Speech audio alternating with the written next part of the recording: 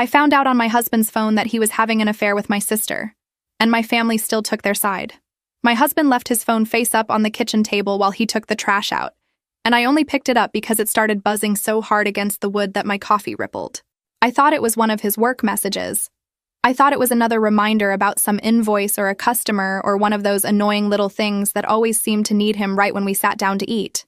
Instead, I saw my younger sister's name on the screen, followed by a message that made my whole body go cold in a weird, slow way, like I had stepped into bad water and my brain had not caught up yet.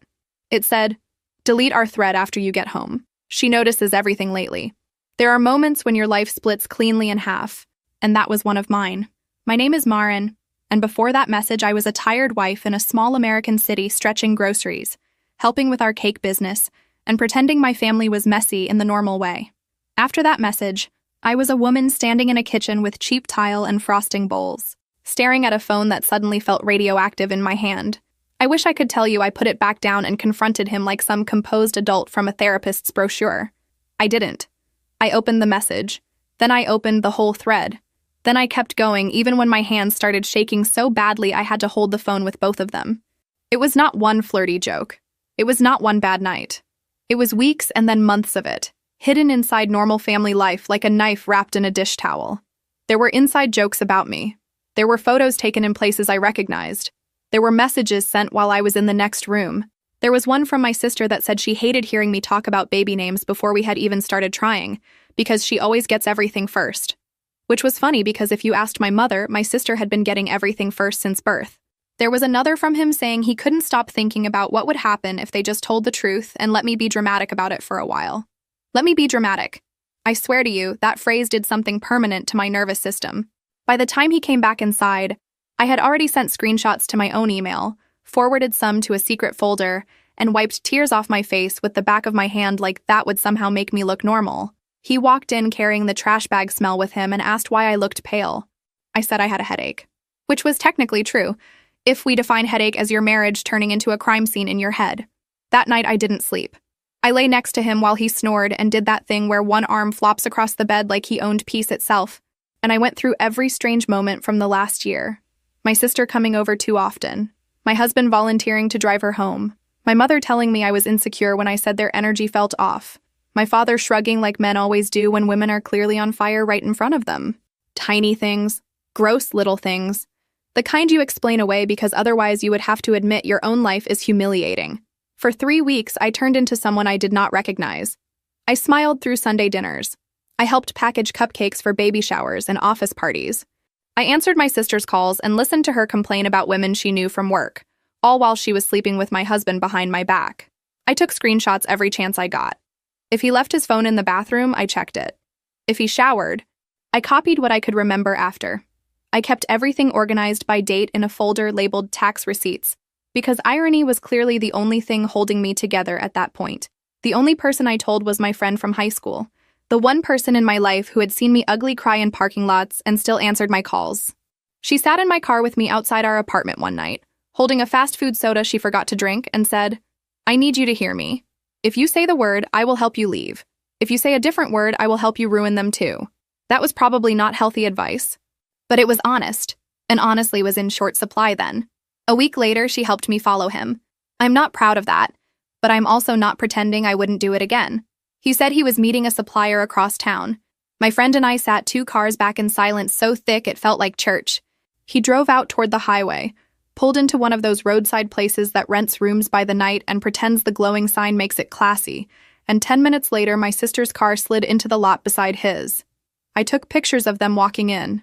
I took pictures of them coming out 2 hours later with her hair messed up and his hand on her lower back like they were starring in the world's trashiest love story. When I finally confronted him, I printed everything, every screenshot, every photo, every disgusting little joke. I spread it all across our dining table on a Tuesday night while my mother was supposed to be coming over to taste test fillings for a family order. He walked in, saw the table, and stopped so hard I actually heard his keys hit the floor. My sister was behind him because of course she was. My mother arrived 3 minutes later, saw the papers, and still somehow acted like I was the one creating a scene. I asked him one question. I asked if he loved her. No screaming at first, no thrown plates, just that. He looked at my sister, then at me, and said yes in the saddest, stupidest, calm voice I have ever heard. Like he was announcing rain, like honesty itself deserved credit.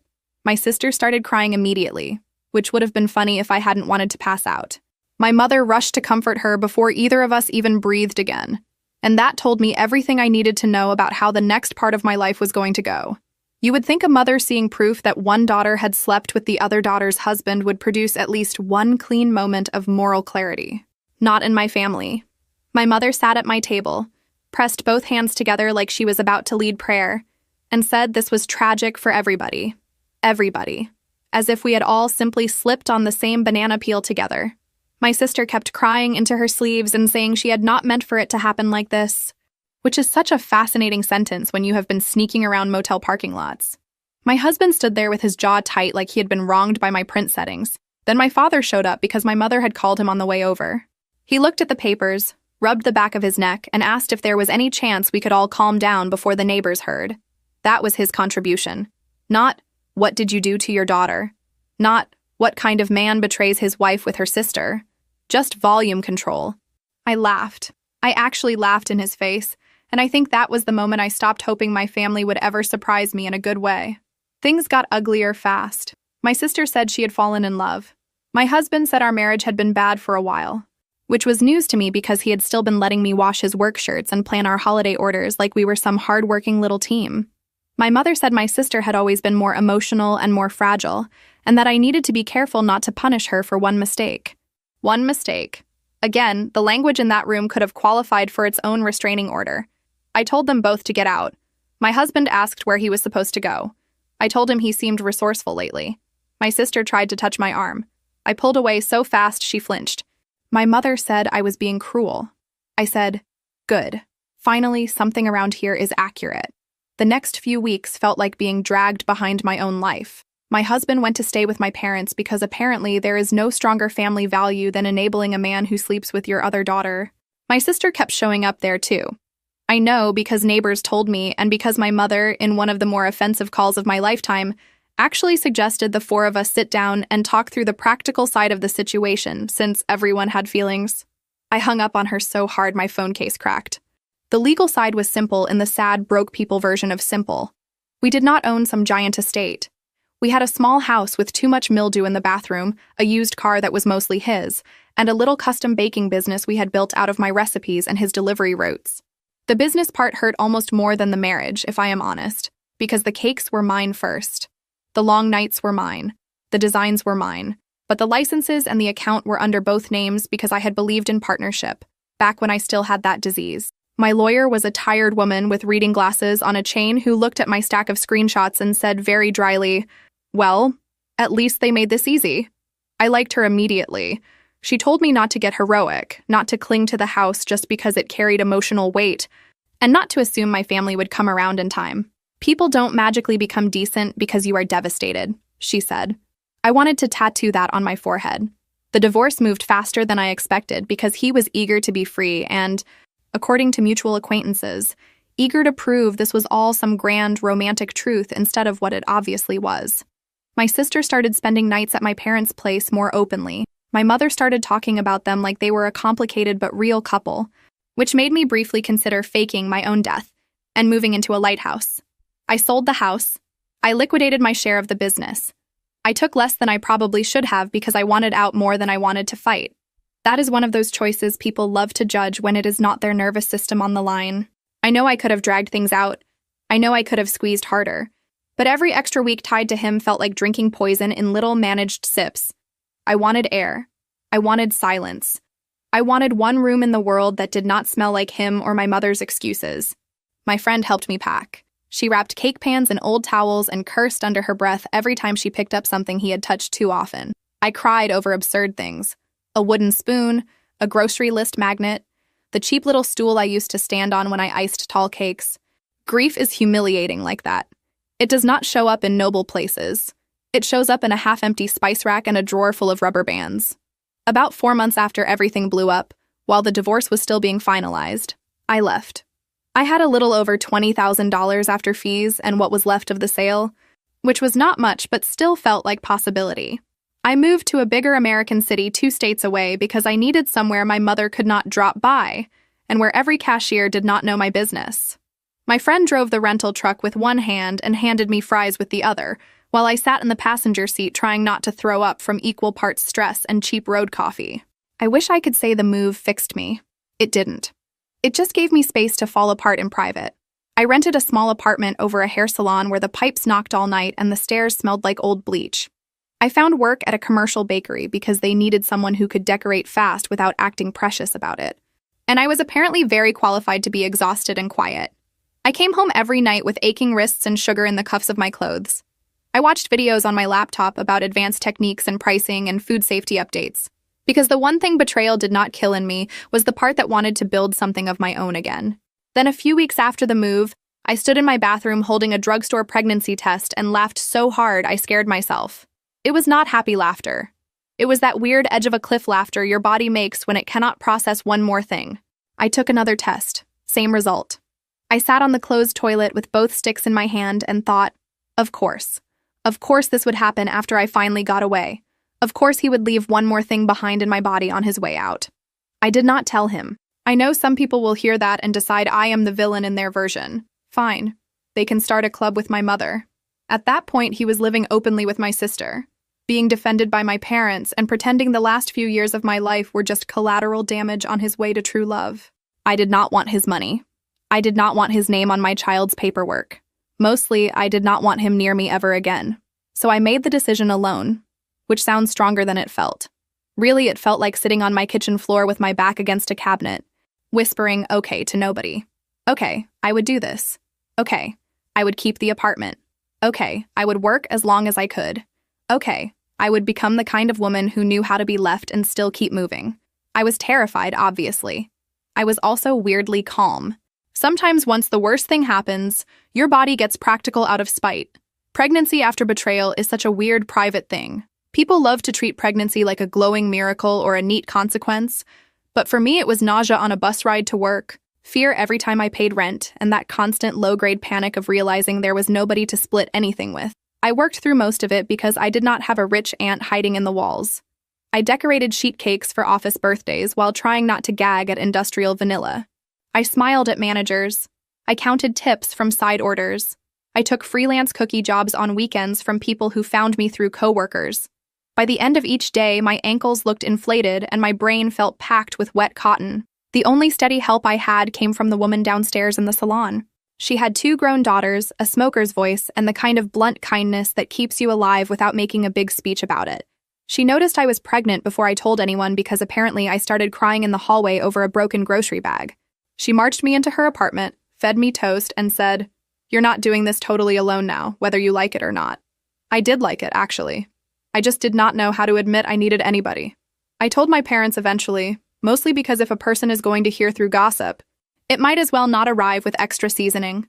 My mother's first question was whether the baby was definitely my ex-husband's, which was interesting because she had never brought that same moral skepticism to her other daughter's motel habits. My father asked if I was safe. That was probably the kindest thing he had said to me in months, and it still felt thin. My sister did not speak to me directly, but I heard through a cousin that she was offended I had not shared the news sooner. Offended. Imagine cheating with your sister's husband and then feeling excluded from her reproductive updates. The confidence some people walk around with should be studied. I kept the pregnancy as quiet as I could. No photo shoots, no elaborate announcements, no nursery reveal with little wooden signs. It was me, a secondhand crib, free online classes, and a notebook full of math that never added up kindly. There were nights I lay awake counting future expenses like prayer beads, daycare, formula if I could not breastfeed enough, medical bills, shoes for a child not even born yet. I got very practical, which is another way of saying I did not let myself think too far emotionally because I was scared if I started, I would not stop. When labor started, I was frosting a set of trial cupcakes in my kitchen for a woman who wanted something elevated but playful, which remains one of the more annoying phrases I have ever been paid to hear. I thought at first it was just back pain from standing too long. Then my water broke all over my socks, and suddenly the downstairs woman was grabbing her keys while I tried to remember where I had put my hospital folder. My son arrived after a long, ugly night that involved swearing, crying, and one nurse telling me to breathe in a tone that made me want to fight her. The second they put him on my chest, I felt 2 things at once. A wave of love so sharp it scared me, and grief so deep I could barely breathe around it. Not because of my ex. He was irrelevant by then.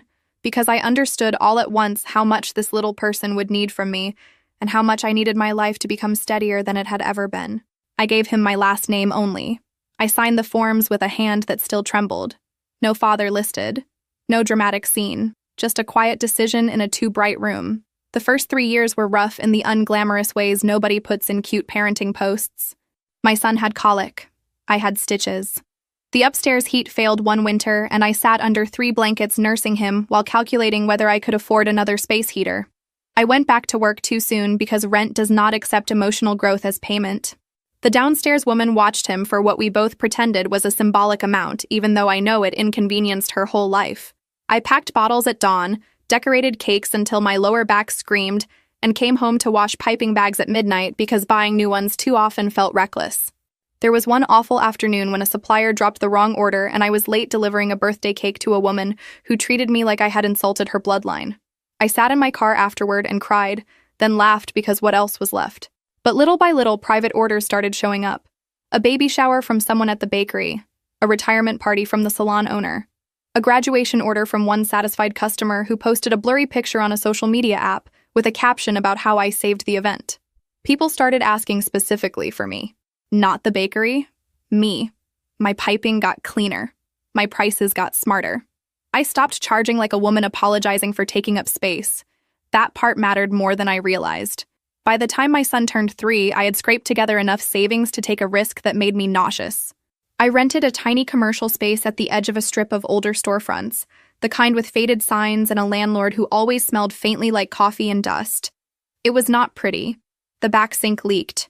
The front window had a crack in the corner, but it was mine in the way nothing had been mine for years. My own permits, my own account, my own recipes. I painted the walls myself while my son sat on the floor with crayons and narrated the entire process like a tiny foreman. Later, when a tiny apartment opened above the shop, I moved there to save money and stay close. Rebuilding the business I lost in the divorce felt less like revenge and more like recovering a language I had been forced to stop speaking. I worked insane hours. I made mistakes. I underquoted one wedding and nearly took myself out over the math. I forgot to order enough butter before a holiday weekend and had to beg another local baker for help. I burned out twice and kept going because there really was no dramatic alternative. Nobody was secretly funding me. Nobody was arriving with a miraculous check. It was just me learning, adjusting, failing in public, and getting up again because my son needed shoes in the next size and because I was too stubborn to let my old life be the final draft of me. My friends stayed in constant contact, taking my late-night calls about clients who wanted custom work on grocery store budgets. She and the downstairs woman were the only people who knew the full story and why certain dates still made me weirdly mean. She also knew not to say my sister's name unless necessary. And years later, when my sister showed up at my shop, she was still my first call. I still got updates, of course. Families leak. My sister and my ex kept posting a version of domestic happiness that looked romantic from far away and rotten up close, while my mother kept trying to send me holiday photos as if time had turned treason into awkward history. I never answered. The real shift came when people with better budgets started noticing my work. Not fancy in a movie rich, just the regular upper-middle-class kind of customer who expects things on time and pays for not having to worry. School fundraisers. Boutique opening parties. Small weddings in renovated barns and hotel event rooms. I got good at elegant without making it look stiff. I got even better at managing clients without letting them smell fear. One woman hired me for her daughter's engagement party and then recommended me to her coworker, who recommended me to somebody planning a corporate reception. Suddenly I was making desserts for rooms full of people who wore nicer watches than I would ever buy, and complimented my sugar flowers like they were discussing fine art. I still came home to a little apartment above my shop's back alley parking lot, still scrubbed pans by hand some nights, still wore old sneakers with flour ground into the seams. But something had shifted. Survival was slowly becoming stability. Not peace, exactly. I do not think peace shows up all at once. It arrives in tiny receipts. Rent paid on time, a child with enough winter clothes, a savings account that no longer looked like a joke. The first month I realized I had gone several whole days without thinking about my ex-husband, I almost cried from the relief of that alone. 5 years after I left my old city, I could finally say out loud that my life looked decent without feeling like I was tempting fate.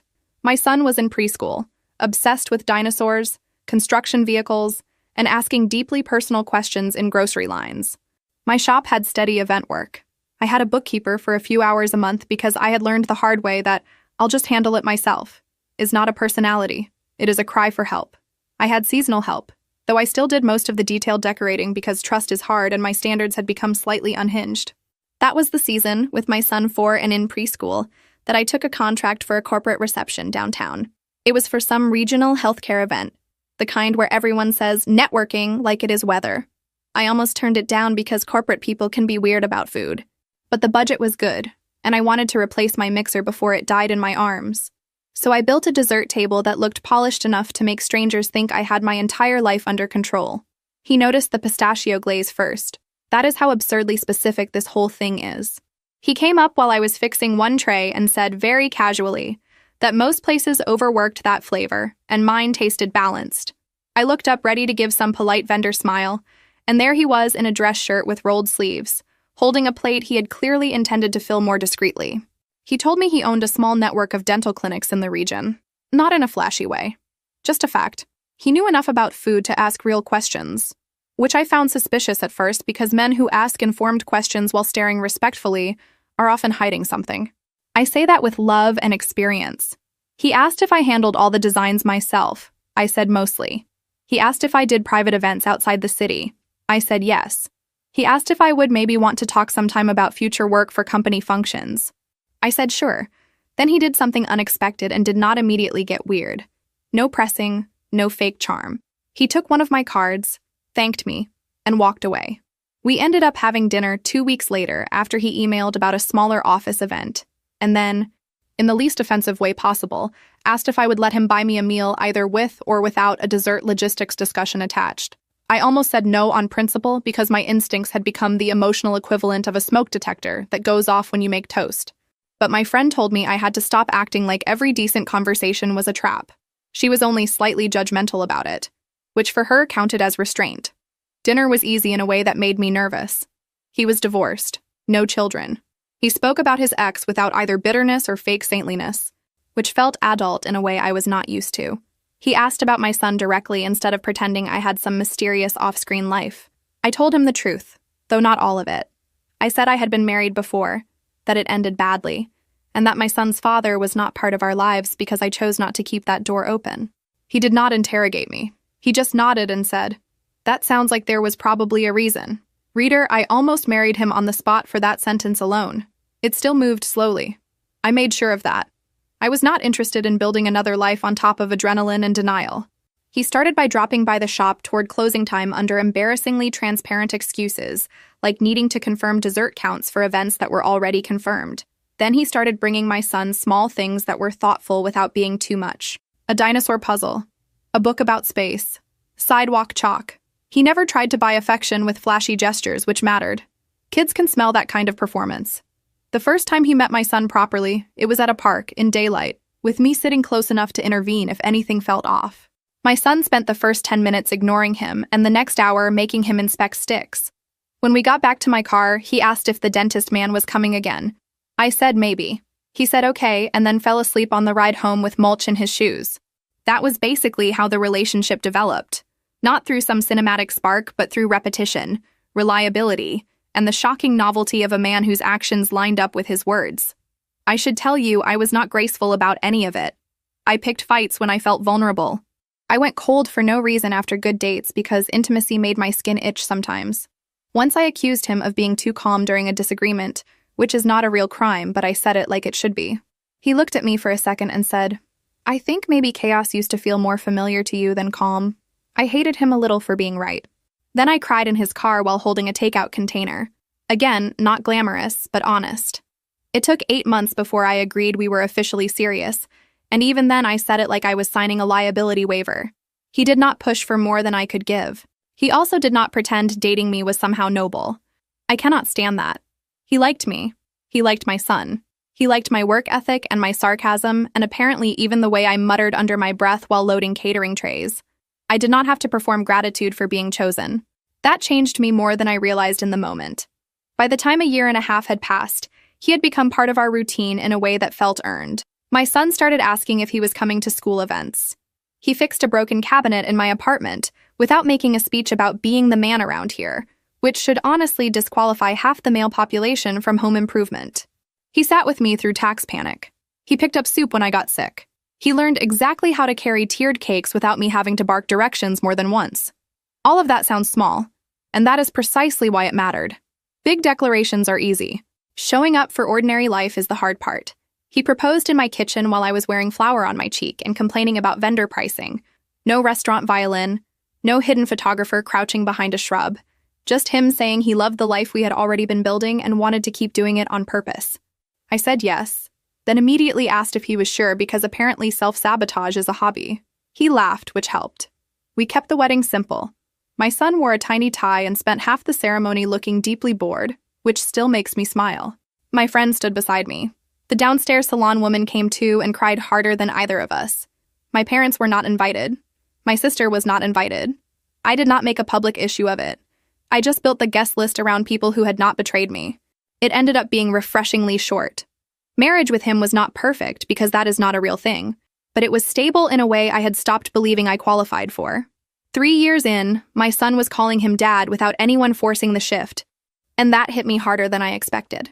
I went into the pantry and cried quietly over paper towels, which seems to be where many of my emotional milestones happen. We talked once about formal adoption, but I did not want to stir up legal complications with a man who had stayed gone, and he did not need paperwork to act like a parent anyway. The real thing had already happened in practice. Life got comfortable, not mansion comfortable, just the regular kind where the bills get paid, the fridge stays stocked, and you stop flinching every time the phone rings. We bought a house with enough kitchen space for me to test recipes without swearing at the walls, and the downstairs salon woman still sends my son a birthday card every year. He grew his clinics carefully and eventually started talking about supervising other cities himself. One of them was the city I had left years before. The first time he mentioned it over dinner, my fork stopped halfway to my mouth. He saw it immediately and said we did not have to discuss it again if I did not want to. That is the thing about being loved properly. It does not corner you and call that intimacy. I told him I would think about it, and I did, more than I wanted to. Around the same time, 3 years into my second marriage, through the kind of gossip that finds you, I learned my sister was 7 months pregnant. Someone I knew from the old city posted a shower picture, and there she was in the corner with one hand on her stomach, smiling the way people do when they need a photo to prove something is fine. My mother had a hand on her shoulder. My ex-husband was off to the side, pretending to look supportive. I stared at that picture much longer than I cared to admit. Not because I missed any of them, because some old bruise in me hated that they were still out there making family portraits out of the wreckage they left me in. A week later, my husband had to make a trip to that city for work, and he asked if I wanted to come for one night, stay in the hotel, have a nice dinner, maybe prove to myself the place no longer owned me. I said yes before I could overthink it, which either showed growth or a temporary lack of judgment. Probably both. Going back felt strange before it felt dramatic. The roads looked smaller. Even the air outside the hotel smelled like old versions of myself. By evening, I was in that brittle state where you seem normal, but one weird look from a stranger could probably crack you open. We had dinner in the hotel restaurant because his day ran late and neither of us felt like going anywhere complicated. It was one of those places trying very hard to be sophisticated with dim lighting and tiny plates. I was halfway through making fun of the portion size when I looked across the room and saw my ex-husband at a corner table with a woman who was definitely not my sister. There are shocks that feel loud and shocks that happen in total silence. This was the second kind. My body recognized him before my thoughts did. The shape of his shoulders. The way he leaned in when he wanted someone to feel like the only person in the room. The casual hand near her wrist. She was younger than us, or at least looked younger, laughing with her whole face open while he sat there in the same posture he used to use when he was manufacturing intimacy on purpose. My husband noticed something changed in me and followed my line of sight. I told him quietly that the man across the room was my ex. He looked back once, then asked if I wanted to leave. I should have said yes. That would have been healthier, cleaner, mature. Instead, I said, no, I want to stay. Because apparently some part of me had been waiting years for life to hand me exactly this kind of ugly symmetry. I did not make a scene. I did not throw water in his face or march over and announce myself. I took out my phone under the table and snapped pictures when I could. One of him smiling at her. One of her touching his arm. One of them leaving together with his hand on her back. I even stepped into the lobby on the pretense of taking a call so I could get a better shot when they walked out toward the parking lot. My husband did not stop me. He just watched me with that careful expression people wear when they know you are about to make a choice they cannot fully endorse but also cannot morally prevent. Back in the room, I sat on the edge of the bed staring at the photos while old feelings flooded in hard enough to make me nauseous. Not because I still loved him. That part was dead and buried. It was something meaner and more embarrassing than that. A mix of vindication, rage, and the kind of dark satisfaction you do not say out loud if you want to keep sounding evolved. My sister had helped him destroy my marriage and build her own life on top of it. My family had treated me like an inconvenience to their love story. And now there he was in a hotel restaurant acting like fidelity was still optional. Again, of course. For 2 days after we got home, I argued with myself. One minute I thought I should leave it alone because I had my own life and did not need to crawl back into their mess. The next minute I thought about my mother comforting my sister at my dining table while I stood there in pieces and all restraint evaporated. I knew exactly what I was doing. I do not need anybody's lecture on that. It was not altruism. It was not some sisterly warning rising nobly from the ashes. It was revenge wrapped in plausible deniability. I created a blank account on a social media app with no picture, no followers, nothing tied to me, and sent the photos to my sister with the hotel name, the date, and a short message saying she might want to ask her husband who he had dinner with while she was home pregnant. She saw it within 10 minutes. Her reply came fast and furious, calling it fake, pathetic, jealous, and twisted. I could practically hear her breathing through the screen. Then she blocked the account. Half an hour later, she posted a sappy photo of herself and my ex with a caption about protecting your peace from bitter people. It would have been almost impressive if it were not so stupid. That should have been the end of it. It wasn't. Pride has always been my sister's emotional religion, and I knew anonymous proof would never work because she would rather set herself on fire than admit I had been right about anything. So I did something pettier and much more effective. I sent the same photos to both my parents. Then I sent them to 3 women I knew were close to my sister, because back when families split, information gets weirdly democratic. Finally, I dropped them into the larger family group chat with one line that said, "Since everyone loves context now, here you go." My phone became a war zone almost instantly. My mother called first. I declined it. My father texted, asking if this was current. My aunt sent a shocked emoji, which felt very on brand for her contribution to any crisis. My sister called 8 times and left 2 voice messages that started angry and ended in tears. I listened to neither at the time because I was sitting on my kitchen floor again, same as years earlier, realizing that revenge is less triumphant than people imagine. It does not cleanse you. It just drags old poison through your system in a new direction. Apparently, the confrontation at their house was catastrophic. I learned the details later in fragments. My ex tried to say the woman was a client, then a coworker, then just someone from a meeting. The photos were too intimate for that lie to survive more than 5 minutes. My mother, to her credit, finally looked sick about something. My father asked him directly if there were others, and he made the tactical error of getting defensive before he got convincing. My sister screamed so hard a neighbor knocked. Very elegant, very domestic. And then, because life enjoys layering humiliation, the baby came early 3 weeks later. A healthy little boy, from what I heard, though the birth itself was stressful and my sister apparently spent part of labor crying about the state of her marriage between contractions. I only know that because one cousin tells everybody everything if you give her enough silence to fill. My mother sent me a picture of the baby from a number I had not blocked yet. I stared at it for a long time and felt absolutely nothing simple. He was innocent. He was also living proof that consequences keep arriving after the original betrayal has already gotten stale in everybody else's mouth. For a while, my sister tried to keep the marriage alive. That did not surprise me. When a person has burned down one life to build another, they become very committed to calling smoke a design choice. She posted little family moments, cropped carefully so you could not see whatever tension lived outside the frame. My ex started traveling for work more often. Again, not subtle. Apparently, fatherhood did not cure his addiction to being the center of some woman's temporary fantasy. When the baby was about 4 months old, my sister finally found what I had found years earlier: his unlocked phone and enough carelessness to collapse a life. Only this time it was worse. Not one woman, not one affair, several, different timelines, different tones, some sexual, some romantic, some purely financial, in a way that made the whole thing even more disgusting. And under all of it, another secret he had hidden well: debt. Big debt. Credit cards, personal loans, unpaid vendor balances, overdue rent on a commercial kitchen space he no longer used. The man had not just been cheating. He had been quietly sinking for a long time while performing normalcy on the surface. The separation was explosive. He left the house with a duffel bag and some paperwork before the week was over. My sister found out half their bills were either overdue or fake managed in ways that kept her from asking too many questions. One of the small kitchen spaces he had been using had already closed, and another account he depended on had changed hands. He had apparently started taking delivery work through somebody else to avoid creditors. The same family that once told me to calm down was now discovering that a charming liar does not suddenly become stable just because he switches sisters. I would love to say I watched all this with saintly detachment. I didn't. I watched with my jaw tight and a very ugly little voice in my head saying, yes, exactly, finally. Under that, there was recognition. I knew what it felt like to have your life collapse because the person beside you had been living a different truth the whole time. It did not make me want to help her.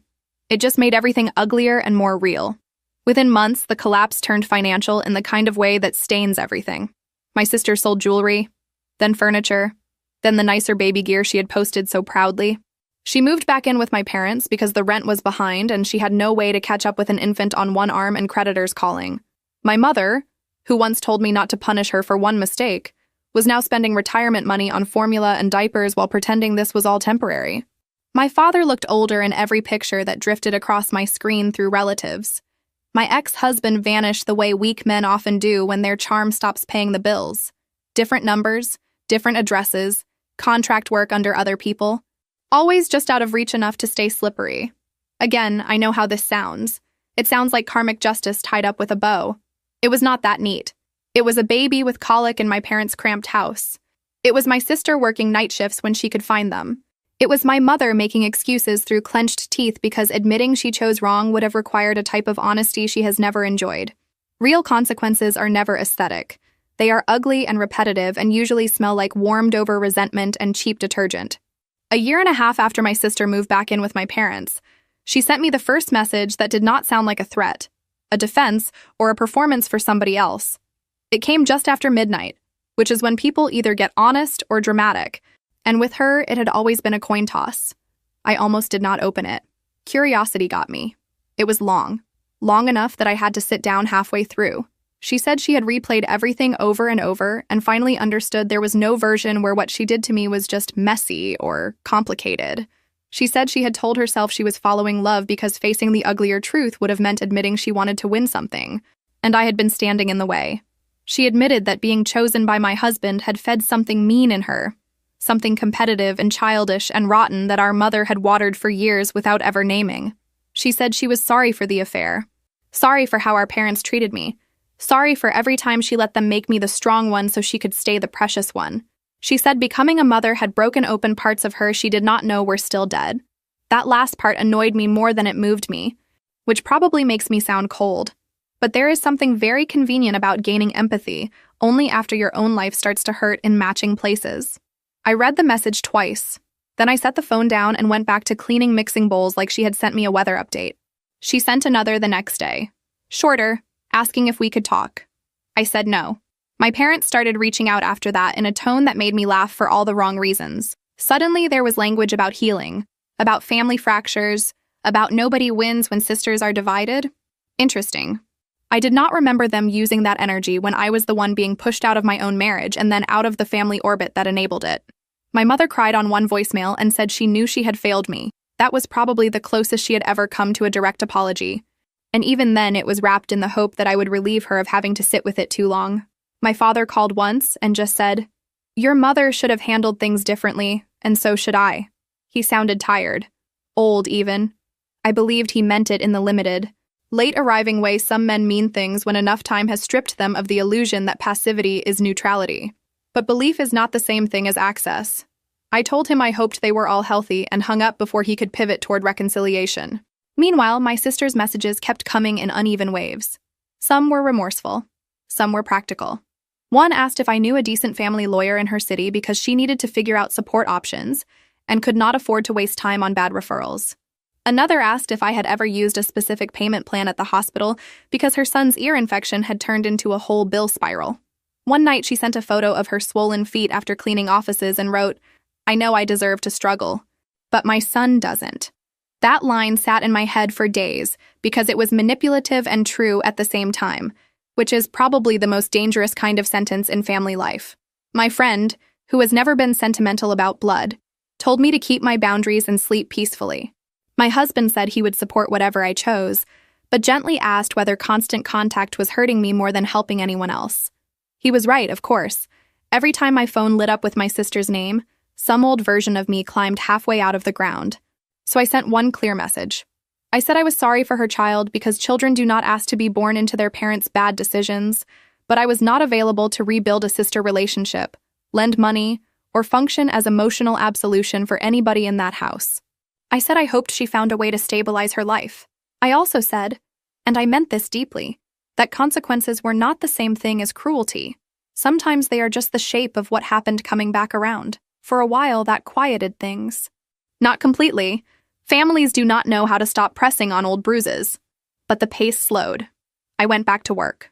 My son got older in all the normal heartbreaking ways, outgrowing shirts overnight and asking better questions about everything. My husband remained exactly who he had been all along. Steady, observant, annoyingly decent. We traveled some for his work, and some just because we could. Nothing luxurious. Weekend cabins, little beach towns, places where my son could collect dumb souvenirs and I could eat dinner without checking the oven timer every 6 minutes. Then the resemblance problem happened. I do not plaster my child's face all over the internet because I am not interested in turning his life into content, but I do post occasional work photos, and once in a while he ends up in the edge of a picture helping me carry boxes or stealing a strawberry off a tray. Harmless little glimpses. There was one post after a school fundraiser where he was grinning in the corner with frosting on his nose, and apparently that was enough. My sister sent me a message that simply said, "How old is he exactly?" No greeting. No context. Just that. My whole body went still the second I read it. I knew immediately what she had seen, because once you see it, you cannot unsee it.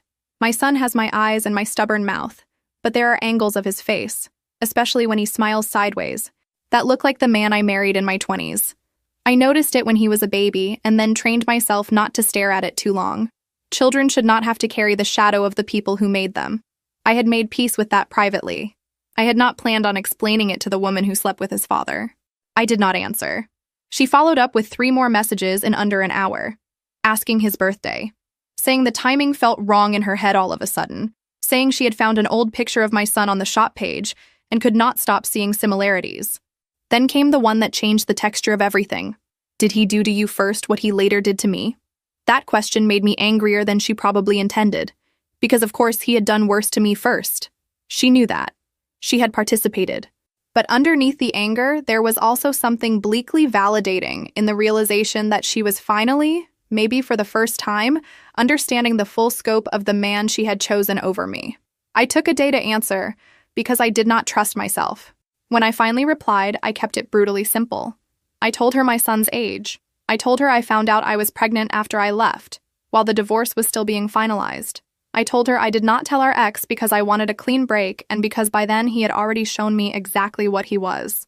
I also told her my husband, the man raising my son now, was his real father in every way that mattered. Then I put the phone down and took a walk around the block twice because my chest felt hot. She called. I declined it. She called again. Then came a long message full of disbelief, horror, and a kind of nauseated grief that almost reached me in spite of myself. She said she had been living with a man who abandoned one child while pretending to build a family with another. She said she kept thinking about how smug they both were when I left, how easy they made it sound, and now every memory from that time made her want to crawl out of her own skin. She asked if he knew. I said no, and I did not care whether he ever figured it out. She said she could not stop crying because her son had a brother out there and she had helped destroy the home that child might have had. I did not answer that part. It was too late, and not even really true. My son has a better home now than he would have had then. My ex was never going to become a better man just because fatherhood came in a different order, and that was not a bond she got to claim on demand. That revelation cracked open my parents in a way the affair alone never did. My mother called sobbing and said if she had known I was pregnant back then, maybe things would have been different. I asked whether they really would have, or whether they just would have found softer words for the same betrayal. Silence. Then more crying. My father sent the longest text of his life saying he had failed me, that he was ashamed he let me leave that first city with nobody from my own family beside me, and that he did not blame me for shutting them out. I believed he meant it. It also did not fix a thing. Around that time, my sister started sending photos of her son with little comments that tried to build a bridge through the children. I told her not to use our kids as emotional currency with me ever again. She apologized and stopped. What she did not stop doing was unraveling in messages. She wrote about working office cleaning shifts at night while our parents watched the baby. She wrote about falling asleep sitting up on buses. She wrote about sorting bills into piles called now, later, impossible. She wrote about my mother resenting the noise in the house and my father trying to make bottles at dawn with arthritic hands. She wrote about seeing women come into the clinic where she temped sometimes with husband problems and feeling like the universe was mocking her through paperwork. I read more than I should have. Sometimes I hated myself for that. Sometimes I hated her more. One night she wrote, "I think for the first time in my life, nobody is saving me." I stared at that message for a very long time because it was the most honest thing she had ever said to me. My mother had saved her from consequences. My father had saved her from discomfort. I had saved her from being the less favored daughter for years by taking the hit without even naming it. Even my ex, in his warped way, had saved her from seeing herself clearly for a while by making her feel chosen. Now none of that was working. She was finally standing in the full weather of her own decisions, and she did not know how to live there. I still did not offer help. That is important. Understanding is not the same as rescue. I was learning that too. The final in-person confrontation happened on a Thursday afternoon, the kind of day that makes everything look flatter than it is. I had just finished a pickup order for a school fundraiser and was standing behind the counter doing invoices when the bell over the door rang. I glanced up expecting a parent with last-minute panic in their eyes. Instead, it was my sister. I had not seen her face-to-face in years. Screens had done me a favor there. In person, the contrast hit hard enough to feel rude. She was thinner, tired in a way makeup cannot fake over. Her clothes were clean but worn at the edges, the kind of worn that tells you somebody is stretching everything. She looked older than me even though she is younger, and for one flashing second I hated that I noticed it like a victory. Then I hated that some part of me still wanted victory at all. She stood clutching a tote bag with both hands and said my name like she was not sure she still had the right to use it. I looked toward the back automatically where my husband was helping load trays for a delivery. He saw her, saw me, and gave the slightest nod that meant he was there if I needed him, but not about to manage my family for me. I asked what she was doing there. Not warmly, not cruelly, just flat. She said she had been in the area for a temp shift and almost turned around 3 times before coming in. She said she knew I told her not to push, but things had gotten worse, not better, and she did not know where else to go. Then she started crying before she even got to the actual ask, which was either strategic or just exhaustion finally spilling over. Probably both.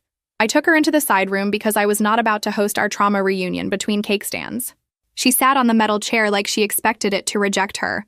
Then she started talking in that fast, breathless way people do when they are terrified the person in front of them will cut them off before they finish. She said our father's health had been getting worse.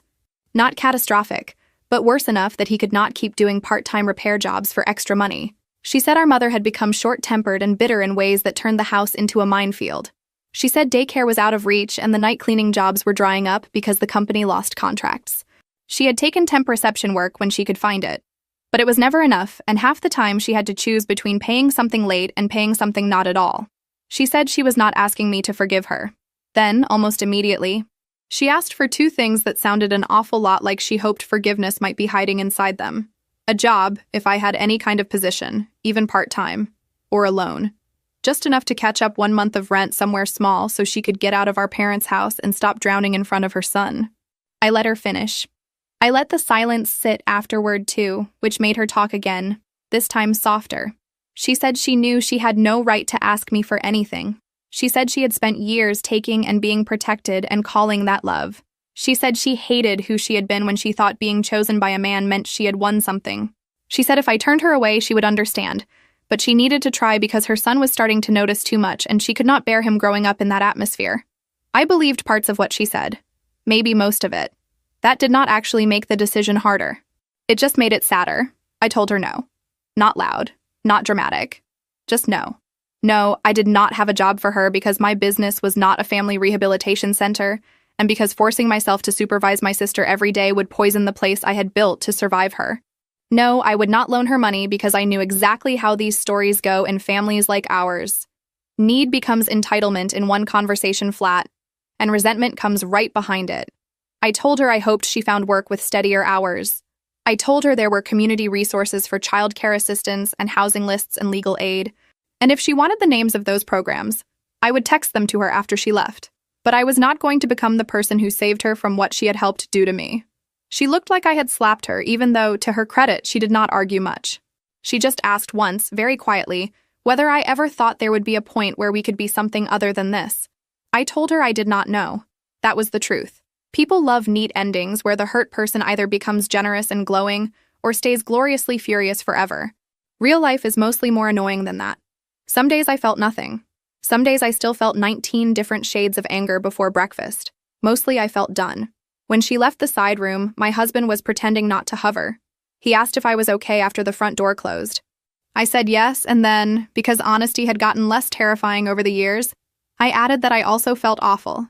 He said those two things were allowed to coexist. Imagine that. Nuance. In a marriage. Revolutionary. I texted her the resource list that evening because I had said I would. Then I turned my phone face down and helped my son with a school project about local history that involved far too much glue and not enough patience. Later that night, after he was asleep, I stood in our kitchen while the dishwasher ran and looked around at the life I had now. My husband's mug by the sink, my son's backpack dumped in the wrong place, order forms clipped to the fridge, things nobody would film, things no one back in my old life would have found dramatic enough to protect. And yet these were the exact things I had fought hardest to keep. I still hear updates sometimes. My sister eventually found steadier office work at a clinic on the other side of town. My parents still help more than they can really afford.